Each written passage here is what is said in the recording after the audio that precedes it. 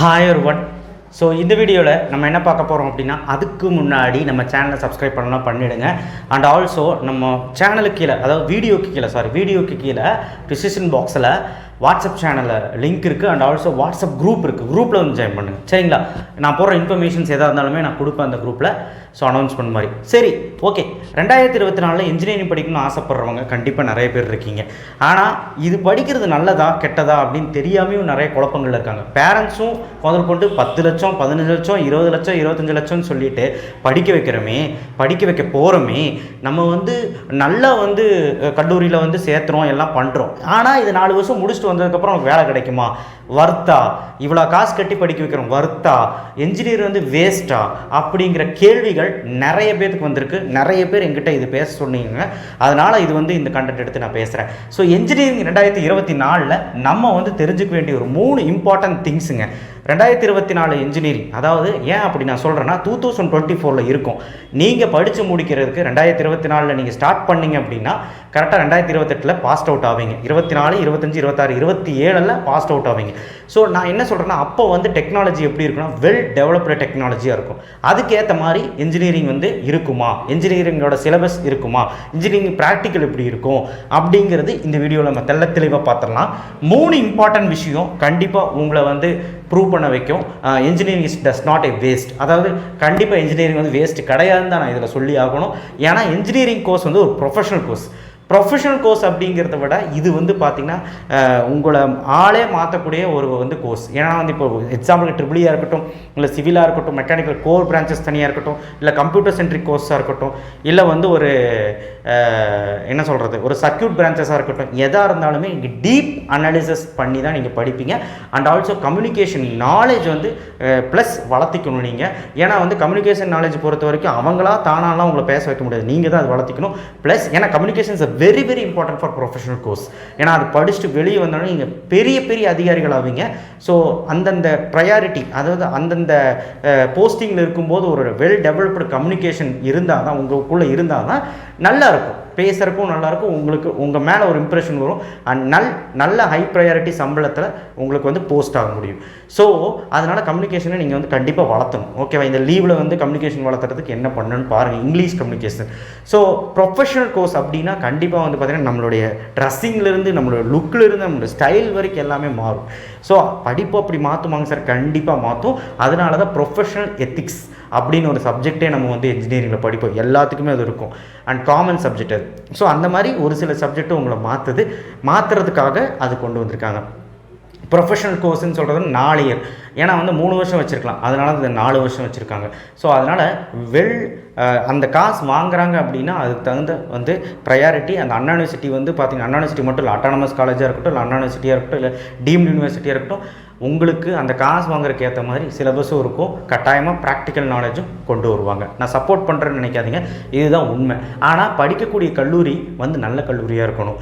நல்ல எக்ஸ்பீரியன்ஸான teachers and centre of excellence, study of excellence and எல்லாமே நல்லா இருக்க கல்லூரியில் தான் போய் சேரணும். அப்போ தான் அது நல்லாயிருக்கும். ப்ரொஃபஷனல் கோர்ஸ் மாறும். நாலேஜ் அண்ட் வேக்கன்சி கண்டிப்பாக வந்து பார்த்திங்கன்னா ரொம்ப முக்கியம்.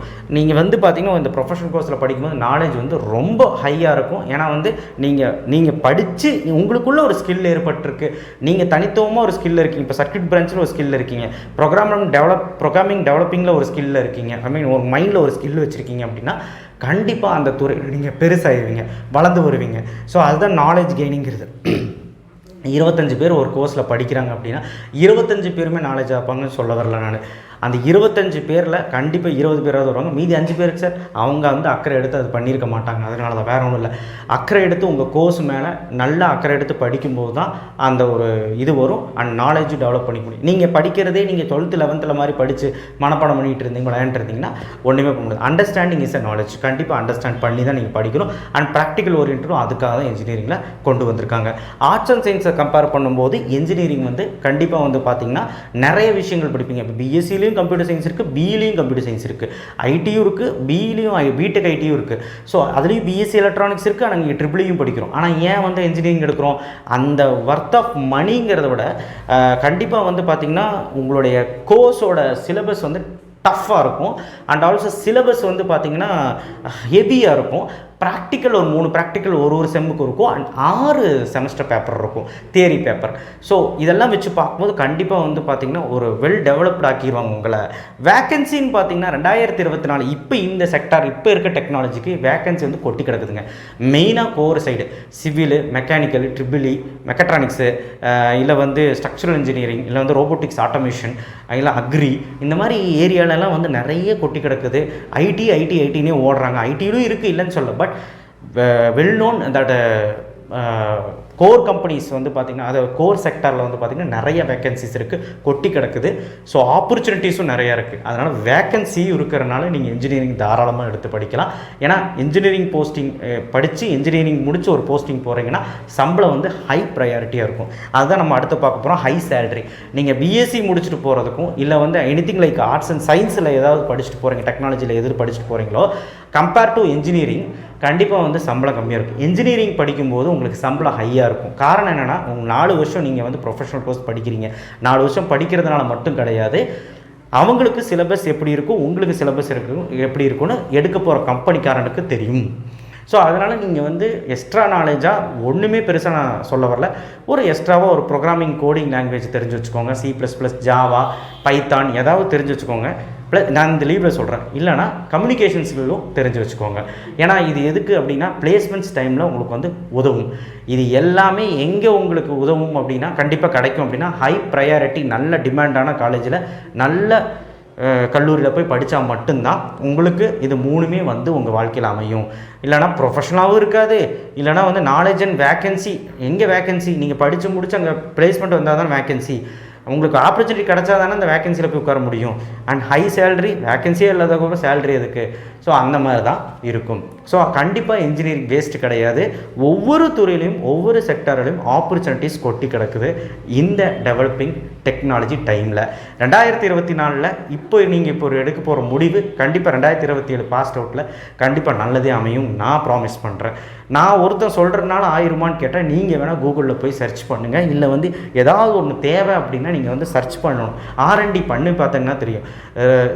ஒரு விஷயத்தை ரிசர்ச் பண்ணும்போது நமக்கு பல விஷயம் கிடைக்கும். அப்போ தான் நமக்கு வந்து ஒரு கோர்ஸ் போய் படிக்கிறோன்னா சும்மா நம்ம வந்து ஒருத்தரை பிளைண்டாக நம்பிட முடியாது. இப்போ நான் சொல்கிறேன் அப்படின்னா ஓகே இன்ஜினியரிங் வேஸ்ட் இல்லைங்கிறாரு, நல்லா இருக்குங்கிறாரு, ஓகே நீங்கள் போய் உங்கள் அப்பா அம்மாட்ட சொல்லலாம், இல்லை வந்து சேரலாம்.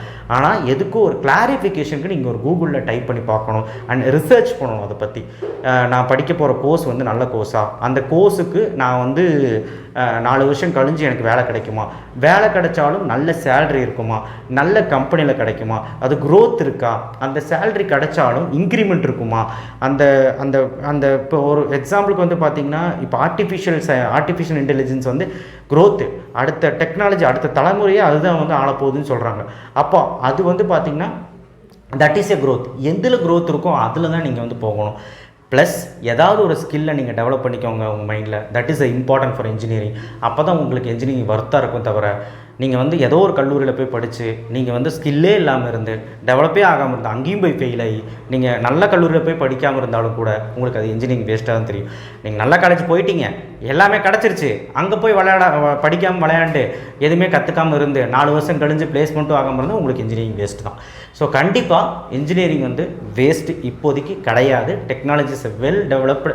இது இன்ஜினியரிங் நம்பி தான் நிறைய விஷயங்கள் இருக்குது, நிறைய வேக்கன்சி இருக்குது. கண்டிப்பாக உங்களை தேடி அவங்க வருவாங்க. தேங்க்யூ. ஷேர் பண்ணுங்கள், சப்ஸ்கிரைப் பண்ணுங்கள். இந்த மாதிரி நிறைய வீடியோக்கு நம்ம சேனலை சப்ஸ்கிரைப் பண்ணுங்கள். அண்ட் வாட்ஸ்அப் சேனல் லிங்க்கில் வந்து ஜாயின் பண்ணுங்கள். TNEA 2024 பற்றி நிறைய விஷயங்கள் ஆராய்வோம். அண்ட் ஆல்சோ அது மட்டும் இல்லை, எல்லா விஷயமும் பேசுவோம் கரியர் கைடன்ஸ் பற்றி. தேங்க்யூ.